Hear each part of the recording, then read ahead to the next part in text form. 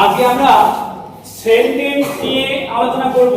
Sentence কি? তাহলে আমরা দেখো প্রথমে অ্যালফাবেট কোনগুলো কি, অ্যালফাবেট কি এগুলো আমরা জেনে নিলাম। তারপরে আমরা জানছি কি লেটার, তারপরে জেনেছি আমরা কি বলতো, তারপরে জেনেছি আমরা ভাওয়েল, কনসোনেন্ট, সেমি ভাওয়েল। তারপরে আমরা এই লেটারগুলোকে নিয়ে কি তৈরি হয়, একটা ওয়ার্ড তৈরি হয়, ওয়ার্ড তৈরি হয়, ওয়ার্ড আমরা জেনে নিয়েছি। আজকে আমরা জানবো সেন্টেন্সটা কি। বুঝলে আমি কি বললাম, মাথায় ঢুকলো কি বললাম? যেমন ধরো সেন্টেন্স কাকে বলে আমরা জানবো, প্রথমে ভালো করে বুঝবি। যেমন ধরো এটা কি পেন, এই পেন একটা কি বলতো, পেন হলো একটা ওয়ার্ড। বুঝলে কি বললাম? তাহলে এটা একটা ওয়ার্ড হলো, এটা কি লিখলাম হ্যাম, এটা একটা ওয়ার্ড হলো। আর এ, শুধু এ লিখলাম, এ মানে একটি, এটাও একটা ওয়ার্ড। তাহলে কয়টা ওয়ার্ড হলো? তিনটে। তার আগে লিখলাম আই হ্যাভ এ পেন, দেখো আই হ্যাভ এ পেন। তাহলে এটা একটা ওয়ার্ড, এটা একটা ওয়ার্ড, এটা একটা ওয়ার্ড এবং এটা একটা ওয়ার্ড। তাহলে চারটে ওয়ার্ড নিয়ে একটা সেন্টেন্স হলো, একটা কথা তৈরি হলো। এই কথাটার বাংলা মানে হচ্ছে আমার একটি কলম আছে। বুঝলে কি বললাম? আমার একটি কলম আছে।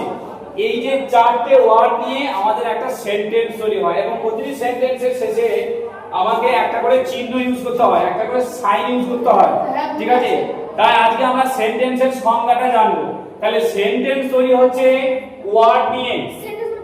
ইয়েস, সেন্টেন্সের বাংলা অর্থ হচ্ছে বাক্য। তোমরা যেটা বাংলা ব্যাকরণে পেয়েছো, ঠিক আছে?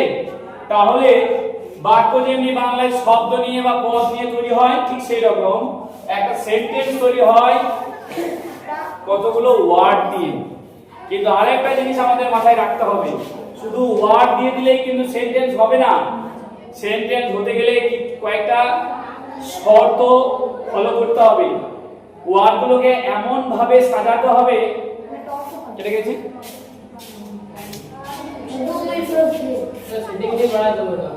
দেখো।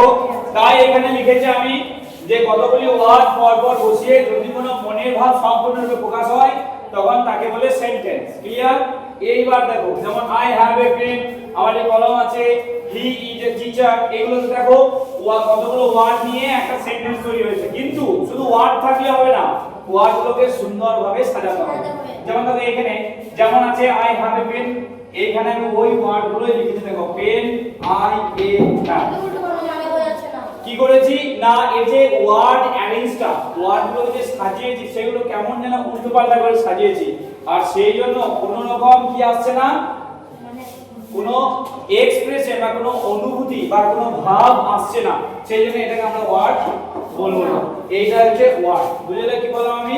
ঠিক আছে, ঠিক এক্স্যাক্টলি পরপর তিনটে আমরা করেছি, এই তিনটেই হলো সেন্টেন্স। বুঝলে কি বললাম? তাহলে আমি নেক্সট ডেতে কোশ্চেন করব, সেন্টেন্স বলতে কি বোঝায় আমাকে বলো। সেন্টেন্স কাকে বলে? What is a sentence? একটা সেন্টেন্স কি? তখন তোমাদেরকে কিন্তু বাংলাতেই বলতে হবে, ইংরেজিতে বলা দরকার নেই। জাস্ট বাংলাতেই তোমরা সেন্টেন্সের সংজ্ঞাটা বলবে। বুঝলে কি বললাম? ঠিক আছে, ওকে, মাথায় ঢুকলো কি বললাম? গুড। আজকে এবার আমরা সেন্টেন্স শিখলাম এবং সেন্টেন্সের অংশ আজকে আমরা শিখব। Parts of sentence. প্রতিটি জিনিসেরই অংশ থাকবে, উপাদান থাকবে। আমাদের শরীরের যেমনি পার্টস রয়েছে, কি কি পার্টস? আমাদের শরীরের মেইন পার্টস হচ্ছে তিনটে, হেড, ওয়েস্ট এন্ড লেগ, মানে তিনটে টোটালি পার্ট। এই তিনটের মধ্যে আলাদা আলাদা ভাগ আছে। হেডের মধ্যে রয়েছে ঠোঁট, নোজ, আই, ফরহেড, হেয়ার, এগুলো রয়েছে।